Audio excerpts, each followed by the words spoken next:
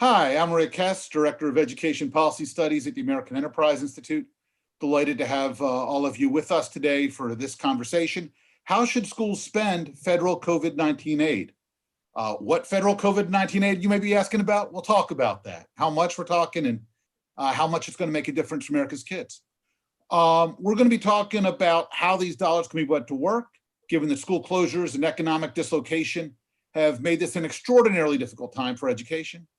But also, this is a huge part of what we want to talk about today, an opportunity to rethink how schools spend dollars and serve kids. So we're going to talk both about how do we make sure schools get the resources they need, but also how do we spend those resources in ways that make a bigger difference for America's students. Before we get into the conversation, I want to introduce you to our terrific panel. We've got with us today Brandon Wright of the Thomas B. Fordham Institute and my co-editor on our recent book, Getting the Most Bang Buck, available from Teachers College Press. We've got Karen Hawley-Miles, President and CEO of Education Resource Strategies, Inc. Karen, among her copious writings and consulting work in this field, was good enough to deliver a phenomenal chapter to Getting the Most Bang for the Education Buck on how to deal with declining enrollment. Marguerite Roza is Research Professor and Director of the Edunomics Lab at Georgetown University. Marguerite's contribution to the book focused on the Would You Rather test to help education leaders think more concretely about how are they investing dollars for kids. And we're fortunate to have with us Pedro Martinez, Superintendent of San Antonio Independent School District and serving its more than 50,000 children. Pedro is a particularly terrific resource in this conversation because he got started out in this business once upon a time as Chief Financial Officer of the Chicago Public Schools. Today's event is going to play out in really two parts. First, I'm going to just lead a conversation with our panelists in which we're going to talk through the dollars that are coming, what do we need them for, and how do we spend them in a way that make a difference for kids. And then we're going to open it up for questions from all of you. If you're on Twitter, you could send questions to #BangForEdBuck. That's #BangForEdBuck. If you have questions throughout the event, you can also send them to Olivia Shaw at olivia.shaw@aei.org. With that, let's get things underway. Karen, first off, let's talk, just set the table here a little bit. How much money are we talking about? What kind of federal aid are we contemplating? And how much is really needed for America's schools? Great, thanks, Rick. It's great to be here with all of you and all of you that we can't see, but we're glad that you're here. So people, just to put these numbers in perspective, the CARES Act gave about 2 to 3% of a typical district budget to the school districts that have the highest concentrations of student need. And most districts have spent most of that, but some have a little bit left. Those dollars went to short-term needs around PPE and technology and those kinds of things. Now in December, we passed a law that's about 4 times that amount. 4 times that amount. So that is totaling 8 to 12% in some of these districts. It's going to come in a couple of different installments, and it will come differently depending on what state you're in. The timing will be different, but it needs to be spent by September 2023. It's really important to realize that it's over a long period of time that these dollars can be spent, which is really important because this is a long haul challenge. Addressing learning recovery needs is not a thing we're going to do in the short term. And we'll talk a little bit more about what needs to be spent. Also, even though 8 to 12% sounds like a lot, if it comes all at once, putting it in perspective, we're expecting in most states a 5% at least reduction in revenue each of the next 2 years. So, and we had about a 2% reduction in revenue last year. So pretty much that's the CARES amount.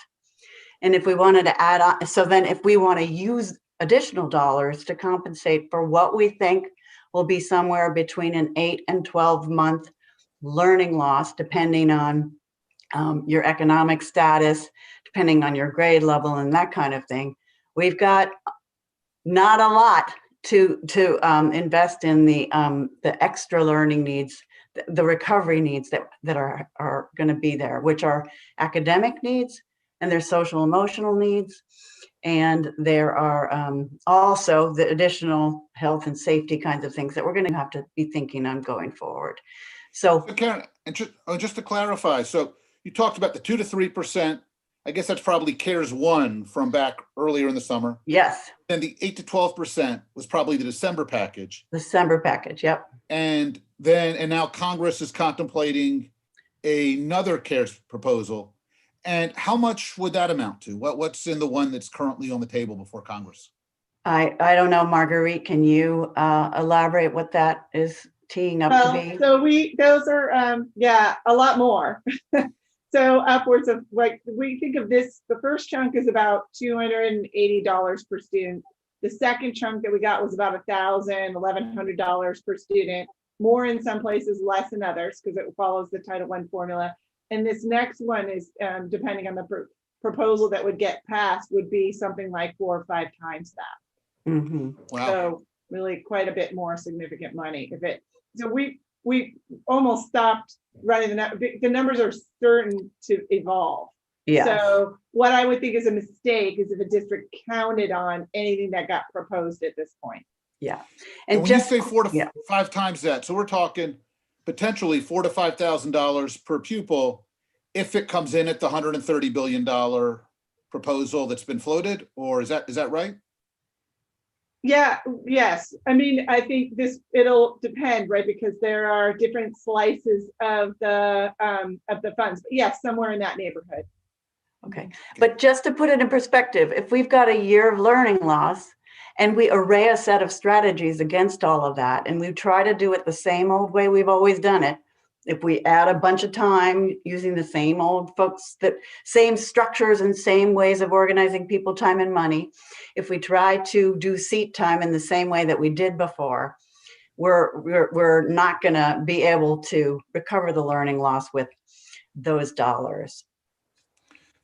So Pedro, I mean, what Karen just framed then is this enormous challenge, millions of children who are potentially, as Karen said, 8 to 10 months behind in terms of where we'd expect them to be, and these challenges.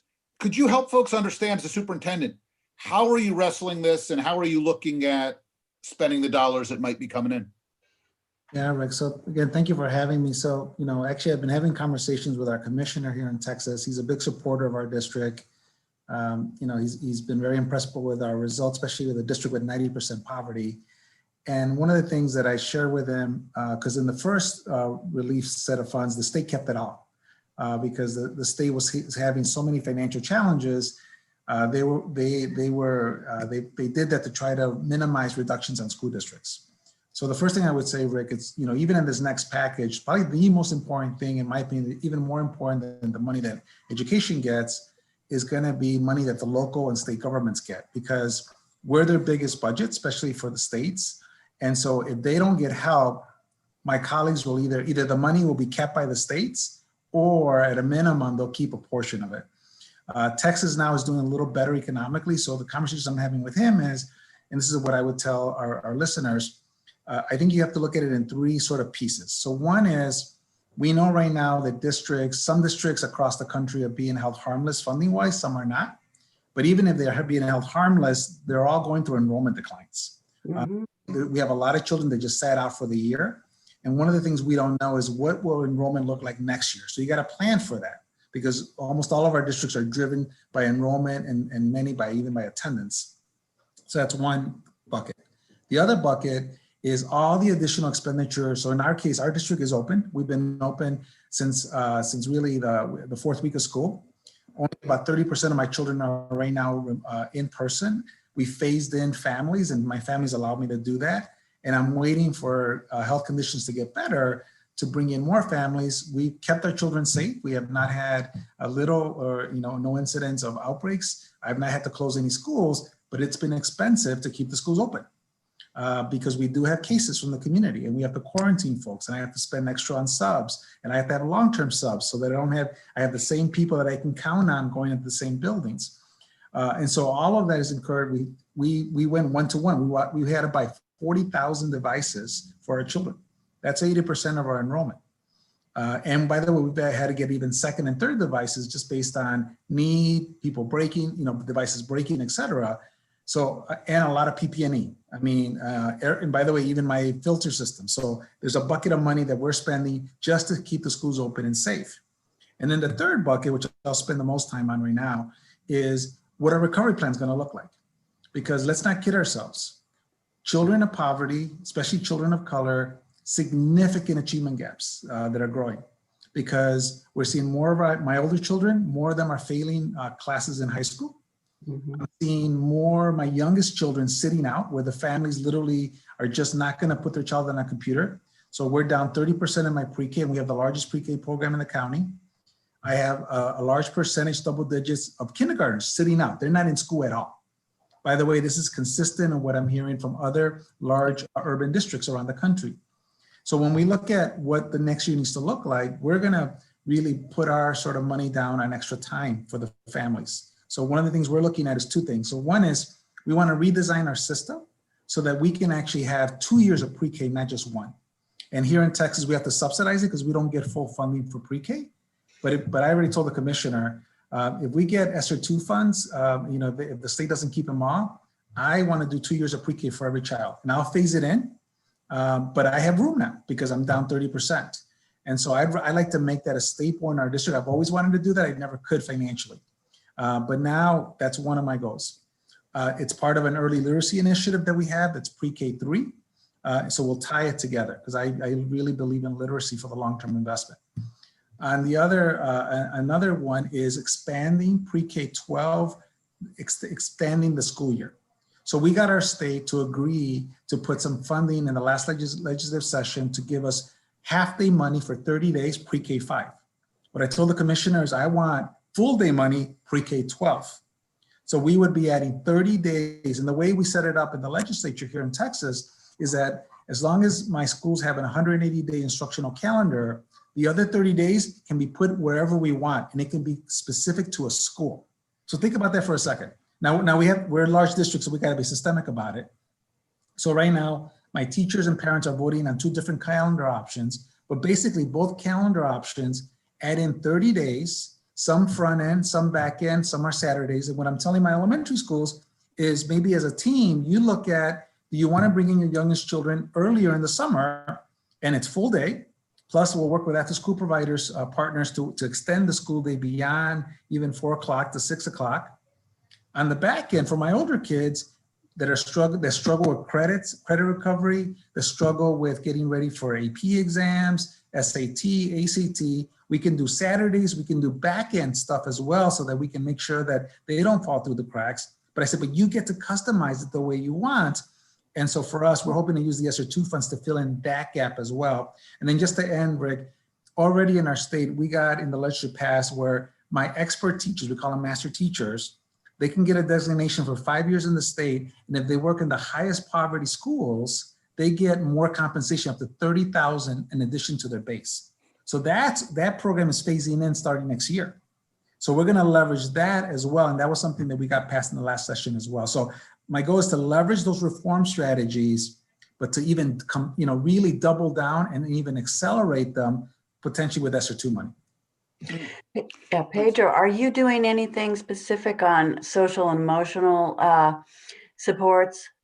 Yeah, Karen, so one of the things, Karen, that we, and thank you for asking that question, that's embedded in our instruction because of our 90% poverty rate. And just because of the conditions here in San Antonio, in the county, even though we're only 15% of the enrollment, we have 70% of the poverty.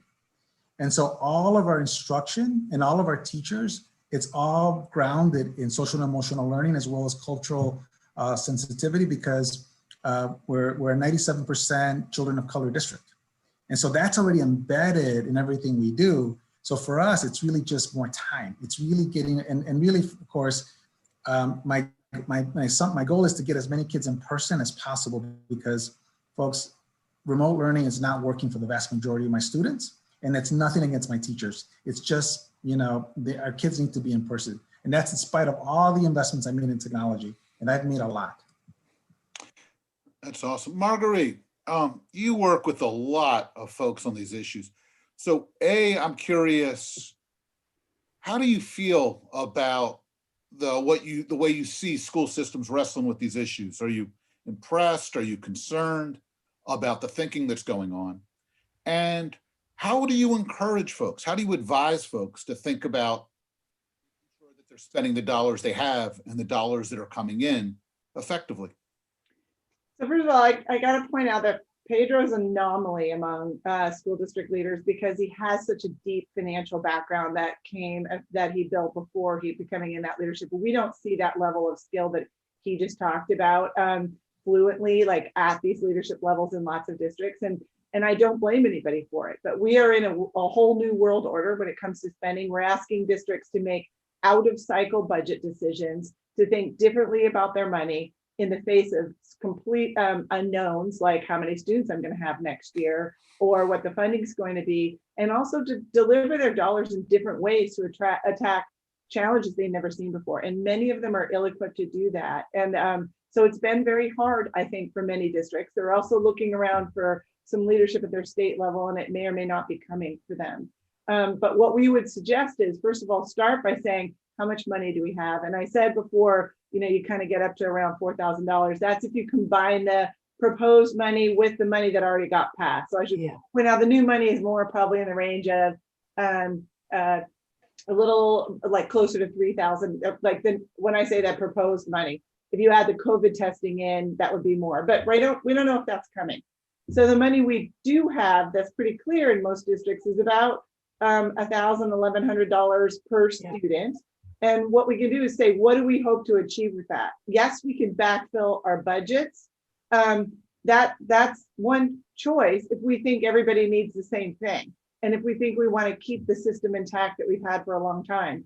Or we could say, well, I don't know if all these kids are going to come back. So let's figure out how many are, and let's downsize appropriately if they're not. And let's target our resources to those students who we think may have the biggest gaps or may need the most resources. So we could do a one size fits all thing. But I think the most important choice is for districts to line up a bunch of cost equivalent alternatives. That's what we said in our chapter of the book. And then consider which one of these make most sense for our situation. Should we spend, $1,000 on COVID testing? $1,000 can be spent on COVID testing and it's gone. And we might decide we want to do that, but then it's gone. We could spend the money to reduce class size by 2 students for 2 years. We could spend that money to add 1 month of school. We put these options out on Twitter, so you can look there if you're looking for them. We could do high dosage tutoring for 1/3 of the kids, or we can even just pass the money down to the schools, that $1,000 a student, and say, what do you think your students need? And I think the best thinking around money comes when people do have cost equivalent choices in front of them to make decisions on. Marguerite, you mentioned that a lot of superintendents, a lot of school boards don't necessarily have much background in this, certainly not Pedro's kind of acumen. What should folks do if you're in a district and you're like, look, I want to do the right thing for kids, but I haven't been trained to think this way. We don't have a lot of people with this expertise. How should they think about tackling that? How can elected officials make sure schools and systems are approaching this constructively? Well, I think the first thing they can't do is have conversations without dollar figures attached to them. So people will say, what we ought to do? We ought to reduce class sizes to 15 for all of our students. Well, unless you run the numbers to say how much that costs, you can't even compare that to, well, I'd like to do tutoring for 1/3 of my kids or something else like that, because you might be able to do tutoring for all of your kids or 1/3 of your kids, or you need quantities to even have the debate. And I would say many districts right now are operating under emergency powers where they've sort of said, fine, you can go ahead and make this decision without a board meeting. I think that is also a mistake. Have the board meeting, have it in public, let people weigh in and think about it. You're much more likely to get to a more thoughtful decision if you've taken a little bit of time to process it. But that means you got to start right now. Because these decisions, you have a lot of time to make them. But if we're trying to develop a budget for starting this September, we need to be having these discussions right now. They take some time here. And then I would invite the principals to weigh in on these cost of, which do you think your kids would get the greatest benefit from? Do you think you'll get more benefit from 1 more month of school, or for 1/3 of your kids to get tutoring? because it might differ by school. And if it is different by school, we ought to consider, should we let the schools decide which option that will work best for their students and for their staff? And I think that's how we become a little bit more nimble and adaptive and innovative. What I would not do is lock in a one-size-fits-all strategy when there are still so many unknowns ahead. Yeah. Brandon, you work at a DC think tank. What should policymakers be thinking about in terms of the kind of the big picture as they're focusing on putting this package together? What are the substantive kind of student learning considerations that ought to be part of this? And what are some of the political realities that are going to have an impact here? And I think if you paid attention for the last 20 minutes here, you see how grim the situation really is. We talk about potentially adding $3,000 per pupil, but then you hear from somebody like Pedro, they might not even get any of that money. Even if they do, they have this incredibly high increase in current costs and this promise of huge increases in costs in the future to try to recover all of this learning loss.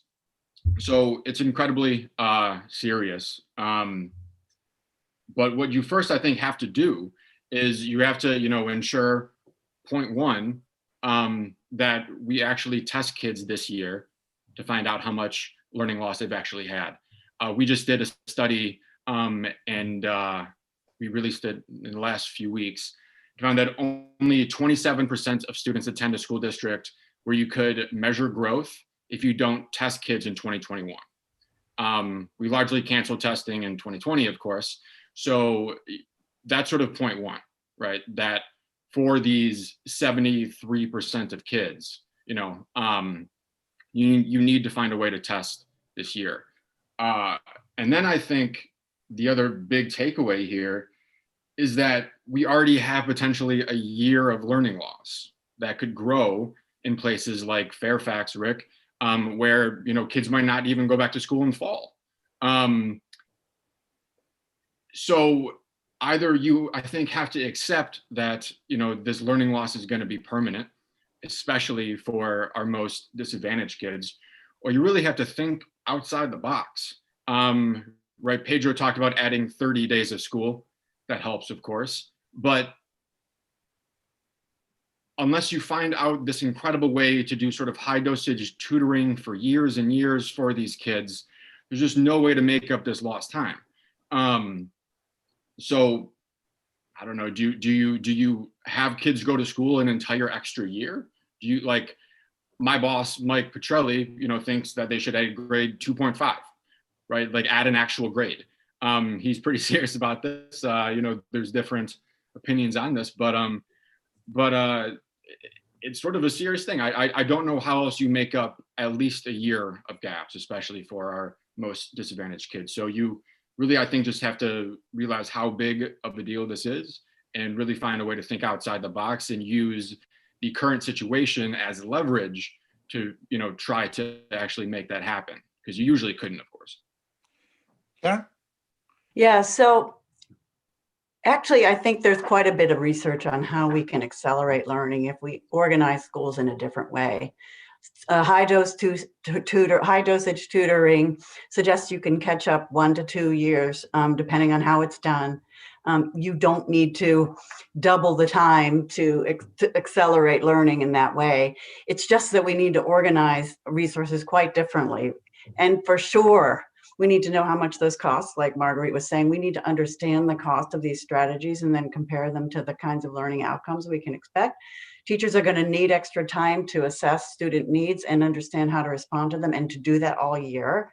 Students are going to need extra time and support, and we can do tutoring, we can do small groups, we can think differently about office hours, we can be involving all kinds of different adults in this process. So we actually think there are ways of creating models that, yes, they're going to cost more, but they're not going to cost the same amount more as if we did them the old way. And we do have the research that says how we need to assess student needs, how we grow teacher learning, how we connect the the acceleration of learning to empowering worthwhile curriculum, and how we do the right interventions, do just-in-time interventions that are instead of remediation. So I feel like it's actually, and I would say this is happening in little ways all across the country with some of these models, even though so much is not going well. There are pockets of places where we're learning to do things really differently. Okay, I was going to say, so you mentioned before, you know, folks have until late 2023 to spend this money. Mm-hmm. We've talked about the learning loss that we need to help kids overcome. What are a couple of examples of the kinds of thinking or the kinds of, you know, sensible approach development that you've seen that you're talking about when you say, hey, there's some stuff out there we can be looking at? Yeah. So what you see is a lot of and we know that some teachers are stronger than others. And we see in many districts, pockets of places where teacher leaders and teacher teams are dividing up roles and responsibilities, where you are having the strongest teachers teach the core lesson. You might actually also have the strongest teachers helping to intervene with the students that are behind, where new teachers, paraprofessionals, and so on are playing different roles to create small groups. You've got all sorts of experiments happening around technology, around how time is used and what counts as learning time. Students can be grouped in large groups to receive the core lesson, and then be grouped with many smaller groups, and even one-on-one to do the follow-on work. The old flipped learning thing that's been around for 15 years, that's happening routinely now across districts and so on, and those things could be rolled out when we're doing it. But the thing I would say is there's this kind of do now, build toward attitude that we're seeing the districts like San Antonio and so on thinking about is, what can I do now with the structures and things that I have? And what are the ongoing structures like the teacher leadership career paths and things that I do to seal this in?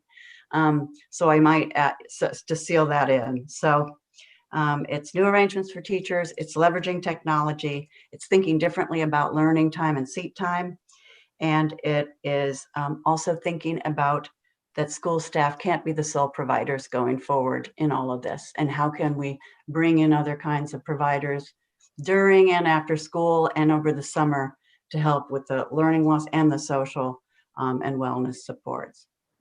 Pedro, so, you know, as you think about adding those 30 extra days to help kids catch up, as you think about summer programming, about different staff, how do you think about the cost implications of this? How do you figure out how much that stuff costs and what you can afford? And what can school board members, what can do communities, what can state officials do to help district leaders figure these things out and make sure they have the flexibility to do the things that are going to work for kids? So I think, you know, Rick, similar to what my colleagues have said, just getting a handle. So for example, we actually submitted a proposal to our commissioner just to really show him like, okay, here are the 3 different buckets, right? Here's what we're struggling with right now, just with our current situation based on enrollment, based on fears that we have for future enrollment. Here's the additional expenditures that we didn't get a reimbursement for, that we're incurring. And then we did a full cost out of our extended year model. And so he got to see all 3 buckets. And that was very helpful to him because he could see, so one is making sure that within your state, within your board, that there's knowledge of all those pieces. The other thing I would say, Rick, and this is going back to what Marguerite and Karen both said, for example, in our plan, the way it works with the 30 days is the parents have to opt in and so do the staff. So think about that for a second. It isn't just me saying, here's 30 days. So what we're going to do during the month we'll know by the end of February what funding we'll get from ESSER 2 from the state. That's what the commissioner committed to me. So once I know that, during the months of March through the end of May, schools will have 3 months, which is a good amount of time to plan out for next year, working with their parents. Because here's the silver lining that is happening right now in my district. Even though my kids, it's a lot of struggles with the pandemic, my teachers have never worked closer with their parents. Like they literally, because all of our children coming in person, it's literally a parent-teacher referral. That's been the process in our district. And we did that on purpose. So my teachers have a better sense of my kids' needs more than ever in partnership with parents, more than ever in our, so we were able to kind of push that lever. The other lever is that because these 30 days can be customized even by the school, what's nice is it's parents and teachers with their principal working on a plan for their school. So it might look different for pre-K, it may look different for 5th grade in elementary school. For high school, it might look different for incoming 9th graders, who we know are gonna have large gaps coming out of middle school, because by the way, and I agree with Brandon, you know, we use NWA MAP, it's not a perfect assessment, but we have all of our kids took the fall and mid-year. So even though we didn't have state testing last year, and when I talked to some of my colleagues like Janice, I mean, they were jealous because they don't have any of that data, but we were able to do it. And we're sticklers on like, we gotta use data so that way you can really customize the plans for the children. Because I'll tell you, as great as technology is, no kid wants to be in front of a computer for 8 hours doing academics. They just don't do it. Pedro, let me, on something like this, so you bought 40,000 devices for all your kids and then some replacements. You're talking, how much freedom does a superintendent have to reallocate these dollars given the pandemic, to spend state? For folks who aren't familiar with the ins and outs, how much room is there? Well, the beauty about these ESSER funds is that they're completely flexible. So that's something, by the way, we've never had before. Everything has always been with a lot of strings and a lot of bureaucracy in terms of how to get it done. Now, and this is what I would challenge all my colleagues in all of our school boards, this is the time to really think out of the box. Yes. This is and by the way, the spending, and I know it varies, Brandon, it isn't as much as you think, because so much of our infrastructure is already in place. I already have my buildings. You know, I've already had summer programming. So it's not, so the additional costs are really more the labor costs, right? So again, it's not as much as you think it is, but the key though is, and I think both Margaret and Karen are really on this, you gotta be strategic. It can't be just, if it's a remedial program, then it's a waste of money. If you're gonna do remediation, don't do it. Right. It's a time to really look at your children's needs. And so Brandon, I'm gonna be a little bit more optimistic. They're children. So sometimes our children, they learn in different ways and they're children, right? They're not like widgets. And so you'd be surprised with the right strategies, how you can accelerate learning. But if you do the same things and you just do remediation, they'll never happen. They'll never catch up, right? And that's why, and most of us know that a lot of districts do that, which is why we tend to be negative on those kind of strategies. But if you have a thoughtful strategy, and parents, by the way, they know more than ever about what's happening in their schools, right? And some of them are grateful for it and some of them are not, because now they really know. So to me, I would even challenge our parents, have a really good plan for your child. But again, the real key, Rick, you got to get the ESSER money. In other words, if the districts don't get it, this is off or not. And fortunately, we are going to have states that unless they get additional funding, they're not going to be able to allocate those funds down to their districts. Marguerite, I mean, you know, when I listen to like Pedro, I'm like, wow, yes, seems like how we should be thinking about it. And then I don't know, I interact with far too many districts and district leaders where there doesn't seem to be the same emphasis on the importance of getting kids back into classrooms, of figuring out how to make it work. Where I hear a lot more people telling me, hey, you don't understand permissible use of federal. How do you see this? Am I being unfair? Curious what you're seeing in your interactions, and how do you help people understand how many degrees of freedom they do or don't have? They have a lot of freedom. Pedro's exactly right. This money is, we sat around trying to think of something you couldn't spend it on, and we couldn't come up with it. The way the law is written. So what happens though is that immediately districts think of two things. One, it's federal money. That means I have to comply with supplement not supplant, right? No, that is not the case. And then they'll say, well, let me ask the state if I'm allowed to fill in the blank. And if they don't see it specifically written in the state language that they are allowed to do something, they assume they are not allowed to do something. It's like we've conditioned most district leaders into really being risk averse, thinking that they're kind of in a compliance mentality. They didn't see where it said you could do something. So they assume they can't. The other thing is they're under enormous pressure, many of them, especially in areas with collective bargaining, for labor pressures. And yes. Another thing they'll do is say, they'll turn, to their collective bargaining units and say, can we do this? How much is it going to cost us if you guys want to do this? And that there's the real risk there. We've found that if you lead with asking people of a list of options, which do you think will do the most for students, it reframes the conversation around kids. So they're going to have to do that regularly, even with their teachers and their labor partners, reminding them that we've got to make a decision that does the most for kids will hopefully change the conversation. The other thing is districts have like a knee-jerk reaction oftentimes to say, I have money, I need to hire people. That's also a big risk. We've done that a lot over the decades. And the reason it's a risk is this money is temporary and it goes away. We also have this habit in K-12, when you hire someone, they have a job for life. And it's very hard and disruptive to reduce your workforce later. So you're better off if you have money to take the people you have now. And if you want more time, buy more time from them rather than hire someone new, bring out a whole new benefits load and things like that, because and don't set up an expectation that the money continues. So don't put it into your base salary structure, pay it as bonus time for bonus money for extra time that we know goes away, and help people understand that this extra check you got, that's not going to necessarily be there in 2 years or 3 years. We're buying extra time from you. So I think those are some additional considerations that can help make more thoughtful decisions. Hey guys, so on this point, help me with something here. One of the things that struck me, we saw an extraordinary amount of it last spring, but we still see it ongoing, is many districts have struck MOUs, memoranda of understanding, with their staff, which kept the staff at their same compensation, their same salary, their same benefits, but reduced the work hours. Didn't say, hey, you're going to work from home instead of in a building, but you're still going to give us a full work day and you're going to have extra time tutoring kids, reaching out to families.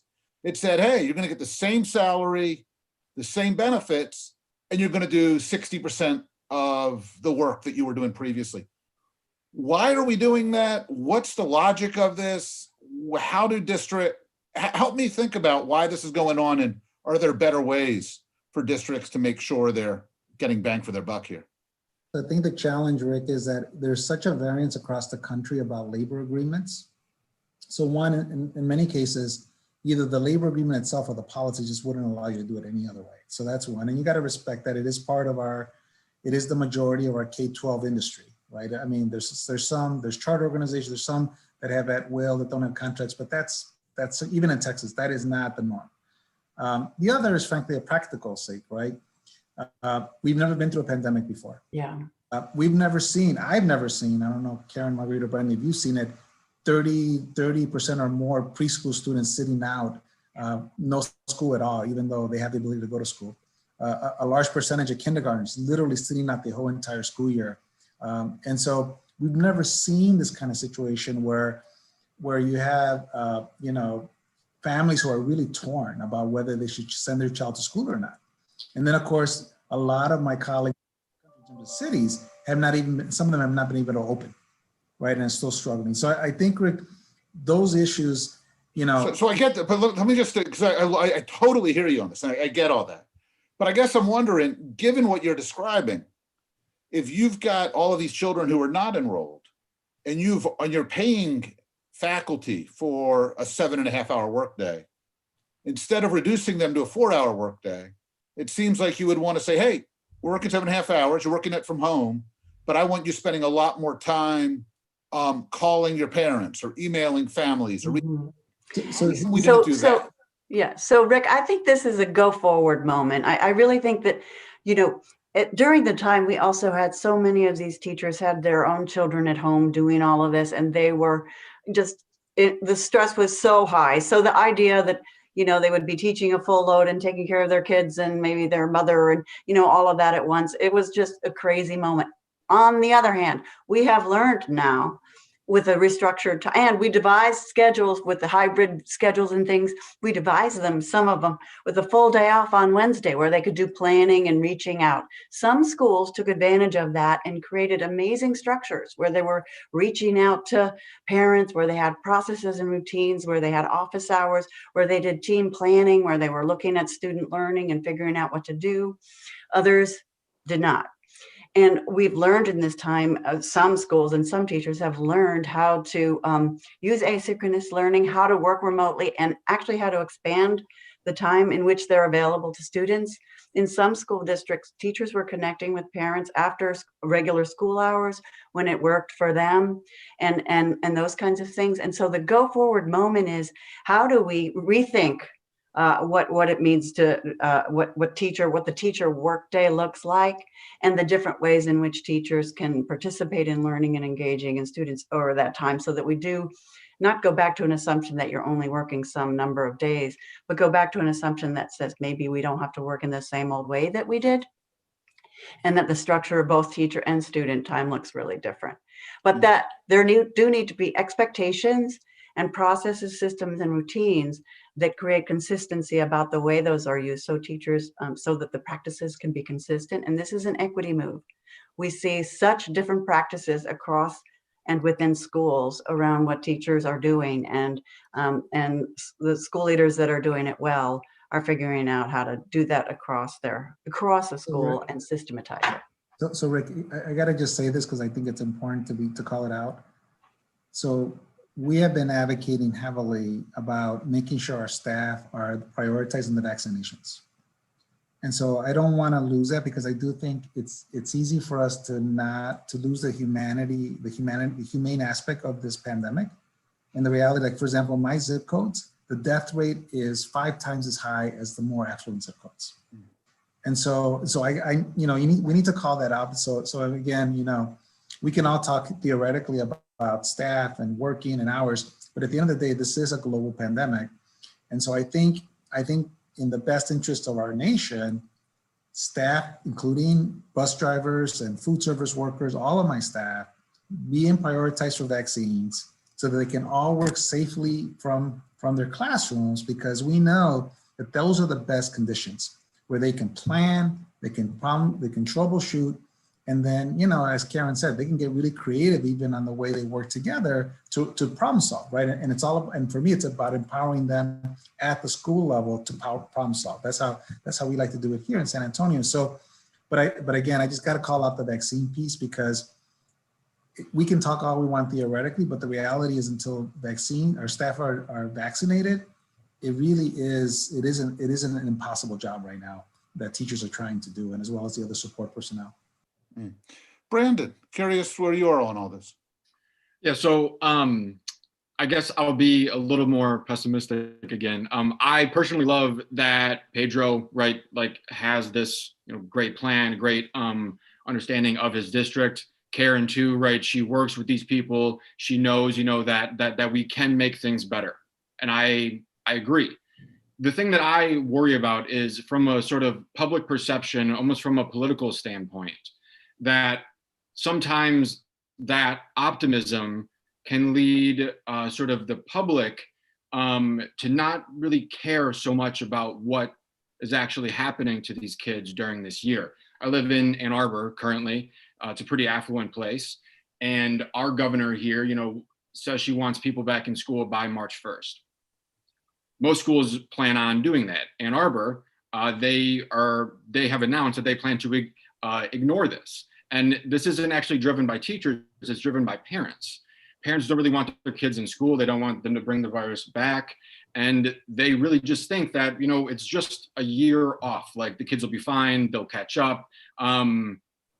Or just that this year loss just isn't a big deal in sort of the big scheme of things. And I think that's a mistake. I think it can lead to sort of public complacency to not actually try to paint for the public how grim this really could be.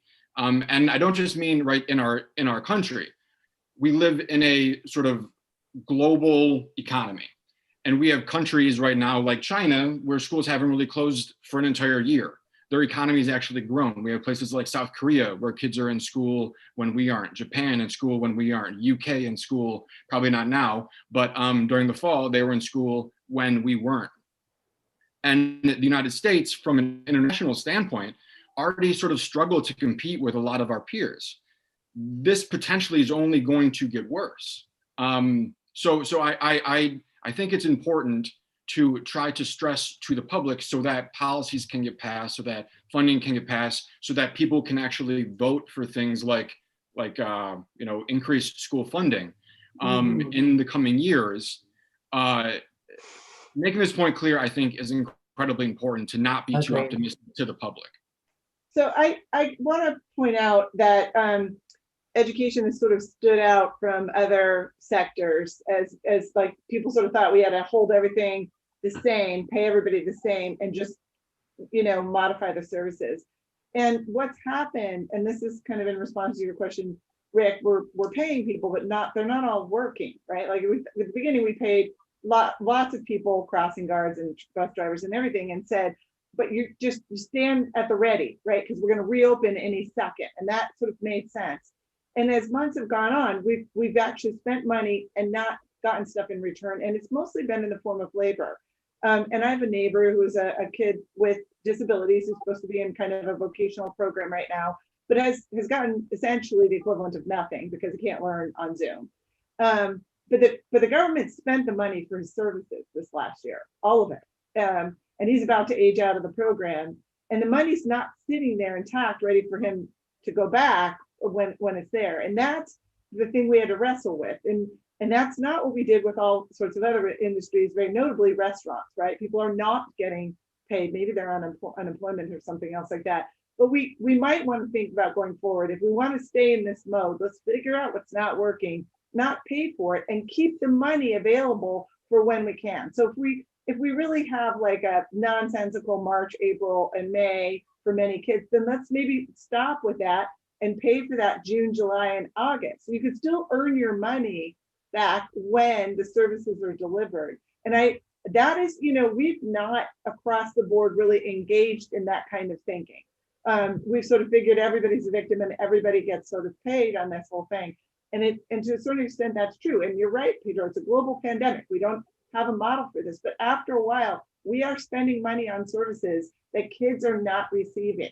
And we've got to decide at what point we're going to either, in many districts, especially those where kids are not going to school, at what point are we going to say, let's not spend the money if they're not getting the service? And we may be close to really turning the corner on that. Yeah. And Brandon, your point about how critical this is, absolutely, positively, yes. And it's an equity issue too. It's not just 7 to 8 months for everybody. It's going to be widely different for our students who are living in poverty and who are English language learners. That's what creates the urgency to take the bold steps that Marguerite's talking about, where we're saying we're no longer going to do this, but we're going to save the dollars to do this. And we're not going to use teacher and student time in the same old way. And we're not going to pay teachers the same old way. We're going to create alternative rules. We're going to engage different partners. That, I think, is the urgency in the moment that combined with this, we need to be clear, this is a multi-year thing, multi-year economic challenge. We need to spread it out, and there's going to be pressure for doing things in new ways because of that as well. So we've got some questions stacked up, guys. Let's actually, spot on. So one that's coming, Karen, maybe you can speak to this. If folks are looking for concrete suggestions, how can I support my special ed and English language learners if my school needs to stay remote, given local increases in COVID-19 cases? What are one or two specific recommendations you might offer? Yeah, I'm going to turn that to Pedro because you've been doing this and while bringing a lot. I mean, the districts that I'm working with are working hard to bring those students into the office. So Rick, again, I'm not going to, and Marguerite kind of hinted at this. So we have an overrepresentation of special needs kids in person. And again, it's all been teacher referral. It's all been in partnership with parents. And I'll tell you, I'm just convinced in this. For some children, and especially for my population, and I'll talk about San Antonio, I need the majority of them to be in person. Yes. And I'm not even gonna pretend that we can come up with, because my teachers are working 10, 12 hours a day. They are calling parents, talking to them 10 o'clock at night. I'm telling teachers, like, stop responding to emails at midnight. Like, I'm telling them, because they're going to burn out. And I just, and I'm convinced, and they're convinced with me, that we just need to have more children in person. So I think, to me, it's more about, how we do it, the conditions that need to be safe, vaccination. We have COVID testing in every school, procedures, PPE, all that, which I think is the bigger picture. And then the other thing I would just say is that, and Brandon, you're right. When you look at other situations that have occurred internationally, or even, in our country, for example, the children that when we had Katrina over there in New Orleans and children went to Houston, we have studies of what happened to those children. We have studies of what happened after Argentina went on strike. This was decades ago, for a whole year. And it's been pretty clear. And Marguerite, you and Karen are probably more, and Brandon, experts on me, but some of those children, for the majority of them, they never caught up. The learning catch up never happened. And so I think it is, we need to sound the alarm bell, and you have to have data. And we have a lot of districts who have not been open and who have no data. And by the way, have no interest in getting data, have no interest in participating in any kind of testing. And so, to me, that's the perfect storm, right? So you have no data, so you don't have to talk about it. You don't have to show what the gaps are, and you can just pretend they don't exist. When our families and parents, they know, and they can see it, whether it's a special needs child or a child in poverty, they know. And so, again, I just think, Rick, I can't emphasize enough to our boards and superintendents, like, we need to do the right things. And so, yes, hopefully these resources are coming, but you need to have a plan, and it needs to be data driven, and it needs to be in partnership with parents, because they have more insights now on what isn't happening in their class and with their children. So can I just say, we could just stop paying for the fake services. And I don't mean to say fake, right? The virtual services in certain situations are not working. So we could say they're not working, and no, we're not gonna spend money on them. We're not gonna spend money on the labor in them until we're ready to go back in person. So if that's another 6 weeks from now, we'll start up in 6 weeks and we'll go straight through the summer. But for some of the kids with disabilities, the patch is not worth the money. Yeah. Marguerite, related question. Is it permissible to use federal aid to support families or support parent-teacher relationships? And have you seen anybody who seems to have a thoughtful approach to tackling this? Yeah, so a district could give money out to parents. So they could even say right now, like, we think you could do this work with your kid, and we'll give you $100 a week to do the work on your end, and maybe even change the way virtual learning is working. Or they could say, I'm giving you the money to do this, that, or whatever, to participate in a different way, or cover, give your parent a time off from work so you can help your kid, or whatever it is. You could pay parents to host pods or whatever. But districts generally do not write checks to parents. They don't like it, even if they think it might be a good for the kids. They don't do it, or to write checks to kids too. Imagine if you're high school and you say, hey, if you finish all your online work by Fridays or twice a month, we'll write you a check for money. And they're really reluctant generally to do that. We don't see very many agreeing to do that, rather kind of build the infrastructure. So you can do literally anything, including give money, send money over to families to do that, or to give them money to go get services elsewhere. I don't expect to see much of that. Karen, can we leverage the new resources to change a curriculum, especially to emphasize social emotional learning and development the way you talked about? Yeah. And what does that look like, and what, if any, are the complications of doing that?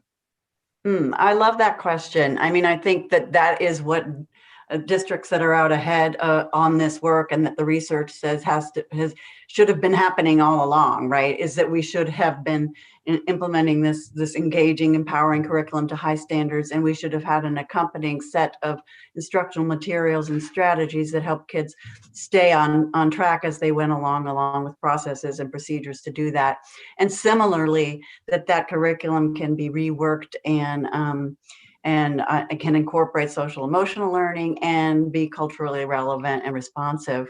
What I want to add to that is, and there are some great resources that can help help districts figure out which are the existing curriculum that meet those standards and do those things.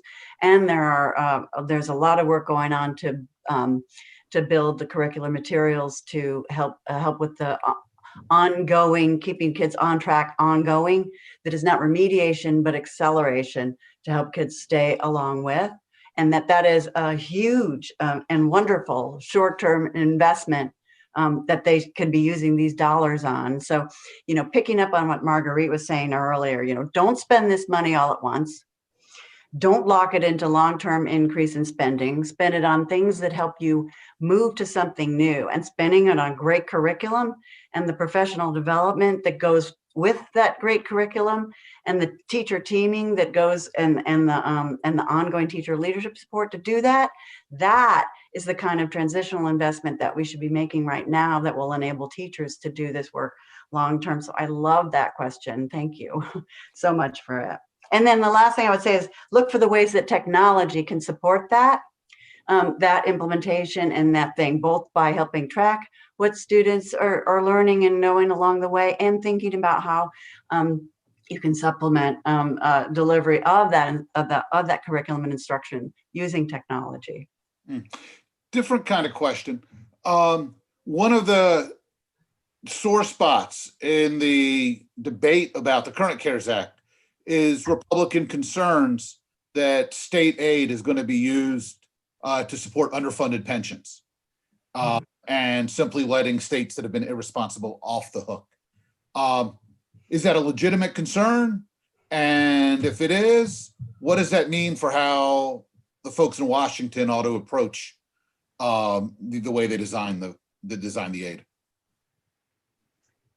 Yeah, I mean, so if states get money, right? I actually have a bigger concern, less about them. If they paid off their pension stuff, it'd actually be a relatively smart move for a state. But I'm worried they would sort of use it to backfill potentially their reserves or any of their other budget dollars, maintaining a cost structure that they can't really quite afford.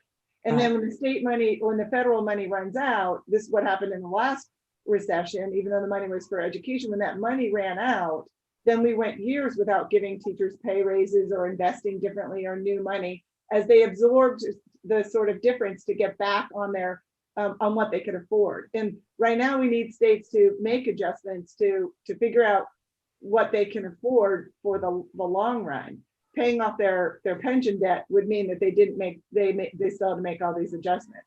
Now, I think if the federal government gave Illinois more money because they got a really big pension debt, and then gave Wisconsin less money because they've been a little bit more frugal along the way, that would be a disaster. And I don't think that would get through Congress anyway. I don't think that will be agreed upon. But states are going to have to eventually make adjustments to what they're investing in locally to put money into these pension funds, and that's going to happen whether it comes with their federal trade-off or not. Pedro, are there any unintended consequences that you see with this spending in the CARES Act funds that educators ought to be aware of? I think number one, Rick, is that you're going to have different politics across different districts. So for example, in Chicago, they want to negotiate, the potential money because it's about $800 million. You could see the same thing playing out in New York and LA, et cetera. And, what tends to happen when that happens is a lot of the money gets put into compensation, right? And that's not necessarily a bad thing by itself, but when you have to ask the question, what is the problem we're trying to address? Mm-hmm. What we're trying to address is to open schools, to keep them safe, and to accelerate learning because there's gaps that are growing, right? And so that's the problem we're trying to solve. So for me, I think the biggest thing is we got to be able to answer those three questions. And if you're not, then again, you're going to create either a cost structure you can't afford and you can't sustain, and you're going to have a lot of stress and drama. And at the end, your children are not going to be benefiting from it, and parents are going to know it, and that's going to create bad will with your community. So for me, I believe in you lead with what's best for the children, when the community sees you're doing that and you're doing it in a transparent way, they will back you. You know, in our district, we passed the largest bond ever, $1.3 billion with a B, largest even that the county's ever done. Why? Because the community saw what we were trying to do and they put support behind us. And so districts have to think big picture. They can't just think of today. They got to think of how they perceive the entire community. And I know a lot of parents right now are frustrated that their districts are not open, including some of the parents on this call, that their districts are not open and not doing enough for their children. And so, you know, as a board member or superintendent, you need to be on top of that. Hey, thank you all. That was terrific, and I hope is useful for the folks out there as it was for me. I'd like to thank all of our viewers for joining us today. If you enjoyed the event and you're looking for more insight as to how schools can make sure they're spending limited dollars in a way that's going to make the biggest difference for kids, and particularly if you want to go deeper into the work of Karen and Marguerite, I'd encourage you to pick up a copy of Getting the Most Bang for the Education Buck from Teachers College Press. Pedro, thank you, bless you for the important work you do. Thanks for making the time with us today. Everybody, be well, be safe, and look forward to talking with everybody soon. Thank you. Thanks, Thank you. everybody.